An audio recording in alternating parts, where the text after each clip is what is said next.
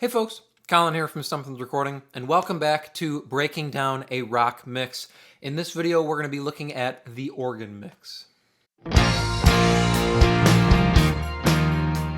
going to be walking through how the organ was mixed to sit in this track here today, but before we dive in, if you are ready to go a little bit deeper into the mixing process in its entirety and really start to hone your workflow as an audio engineer, then I have just the thing for you.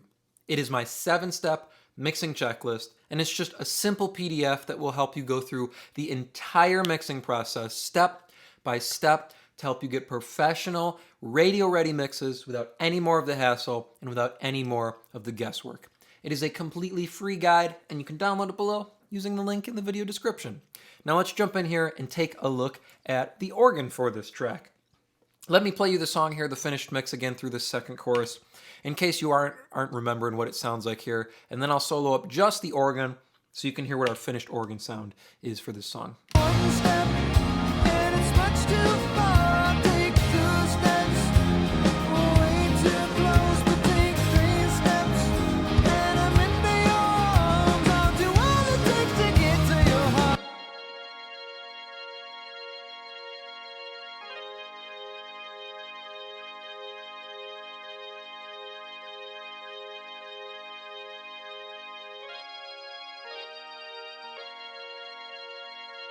So it's this big, verbed out organ sound kind of tucked back in the mix, just giving the whole song some ambience and a little bit of width to it as well.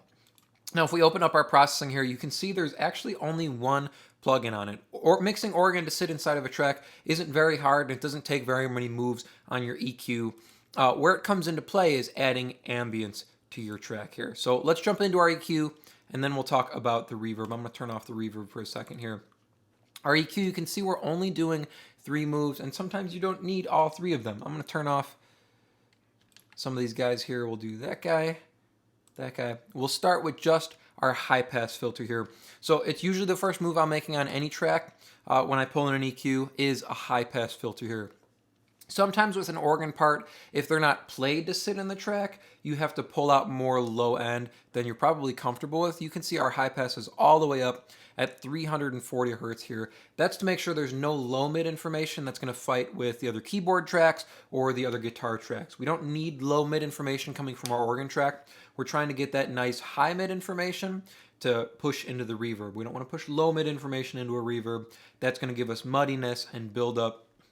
That's going to cloudy our track overall. So high pass filter is our first move here. We're at 340 hertz. Take a listen without and then with the high pass filter.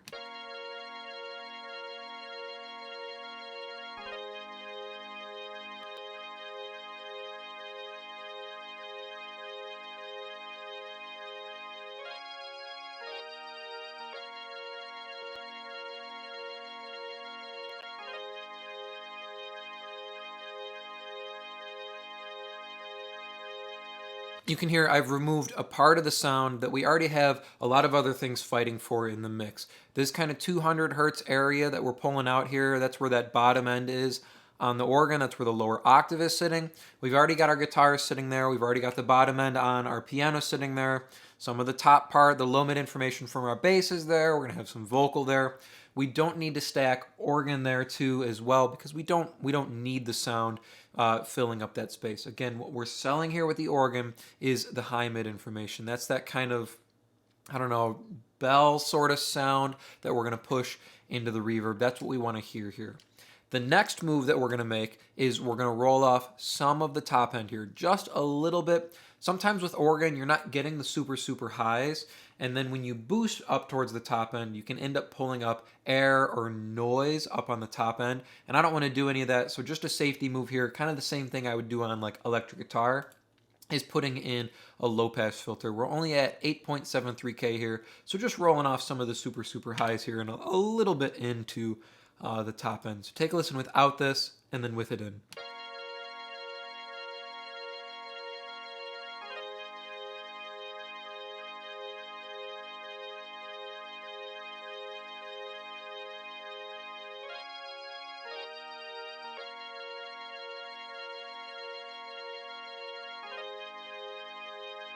It's subtle, but you can hear we're rolling off just a little bit of that edge on the top end. That way, by boosting, when we boost here in a second, or when we add reverb, things don't get too crazy up on the top end, because some organ can get very, very harsh easily if you boost the top end here. So we don't want anything that's going to be too harsh when we set it inside the mix. So this roll off here is just a safe move, so we don't end up with anything that's too harsh or too pokey when we push it up in the mix here.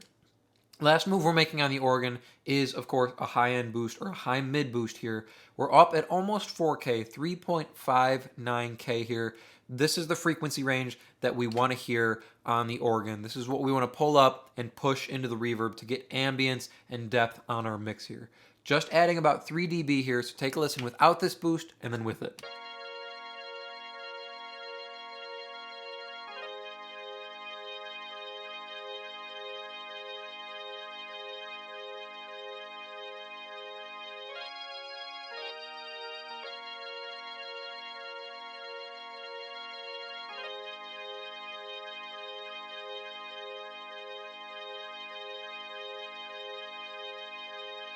You can hear it brightens up our keyboard sound overall, and it gives us a little bit more of the movement that you hear in an organ, right? It's kind of going up and down as we're holding these notes. It's not parked in one place. We're not compressing it. We don't want it parked in one place. And boosting this high-mid area gives us some brightness on the track, and it gives us some of that movement that you want to hear on an organ to give your track depth and to give it some ambience overall. We have a lot of things that are just moving around here through this 7-bar section. I want something in the background that's just going to give a little bit of extra movement and depth to the track here. So let's just A/B our EQ overall here before we add the reverb. So here's before and then with our EQ.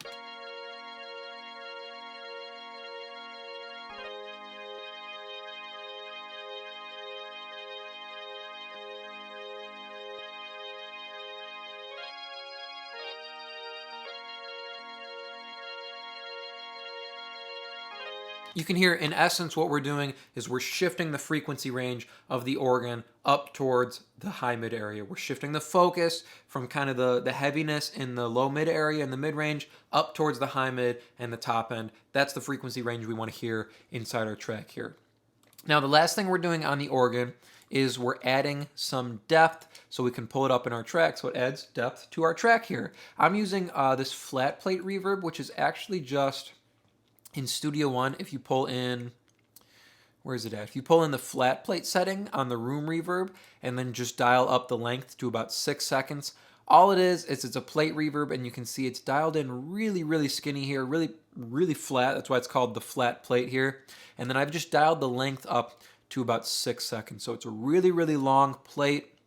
And what this does is when you put it on a sound, it gives you that really long length, but it also adds a ton of depth to the sound. That's what we want to add on our organ.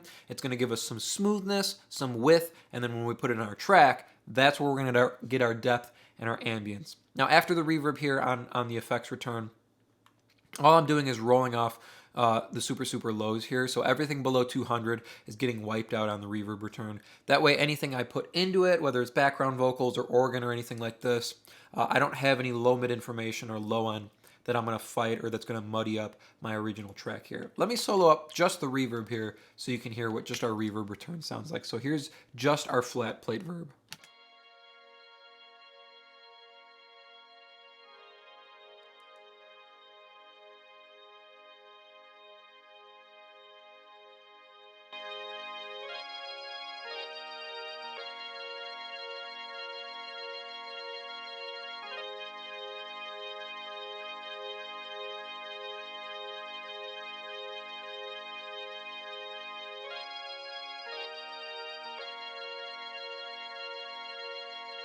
You can hear as I'm flipping in and out on the send here, it's a subtle add while the organ is holding, but you really hear it on any of the chord changes and on the tail of all of these sounds here on the organ. It gives us some flutter on the movement, and it gives us a ton of depth. You really hear it on the chord changes. You can hear the previous chord kind of ring past, and that's how we get that smoothness across the organ. It's holding these big chords, it does a couple chord changes, but it's pretty steady chord-wise, and adding in this reverb smooths it out overall. It gives us something that can kind of just ring through the background of our track for ambience and for depth here. It's not adding volume. Listen one more time here as I A-B it. So we'll start without it, and then I'll add it in. Listen, it's not adding volume. It's adding this extra level of depth in the mix.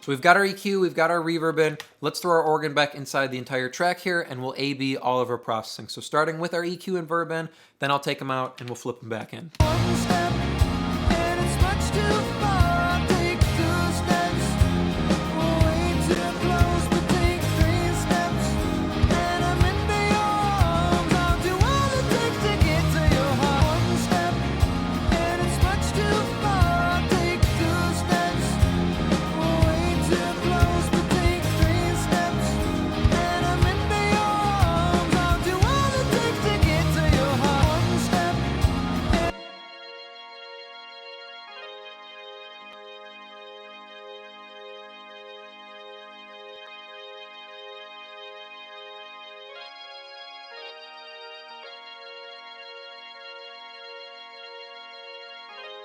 So if you're trying to get your organ to sit inside of a rock mix like this, remember it's subtle moves. It's really a feel thing and not a sound or a volume thing. A little bit of EQ to emphasize that high mid area. That's what we want to hear inside the track. And then our reverb to add that extra element of depth and ambience across our track. I hope that was helpful for you. As I mentioned at the beginning of the video, if you're ready to take your mixes to the next level and really start dialing in your workflow as an audio engineer, then I have just the tool for you, and it is completely free. It is my 7-step mixing checklist, and you can download it below to start creating more professional mixes in less time. Thank you so much for watching, and I will see you in the next video.